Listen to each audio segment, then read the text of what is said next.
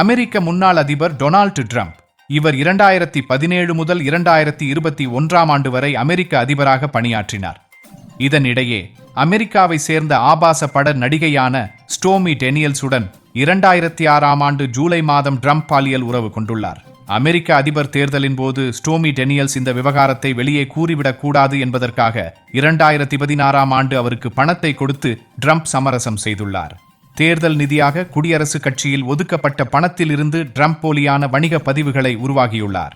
இதன் பின்னர் தனது முன்னாள் வழக்கறிஞரான மைக்கேல் கோஹன் மூலம் ஸ்டோமி டேனியல்ஸுக்கு அந்த பணத்திலிருந்து $130,000 அமெரிக்க டாலர்களை டொனால்டு ட்ரம்ப் கொடுத்துள்ளார்.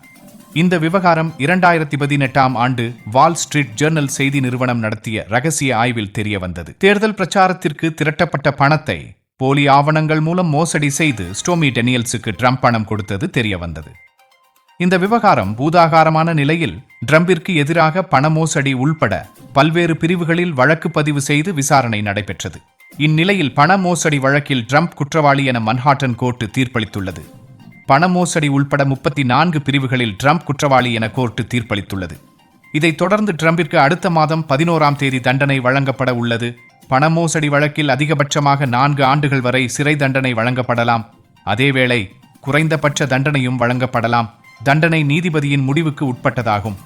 அமெரிக்க அதிபர் தேர்தல் இந்த ஆண்டு இறுதியில் நடைபெற உள்ள நிலையில் குடியரசுக் கட்சி அதிபர் வேட்பாளராக ட்ரம்ப் விரைவில் அறிக்கப்பட உள்ளார்.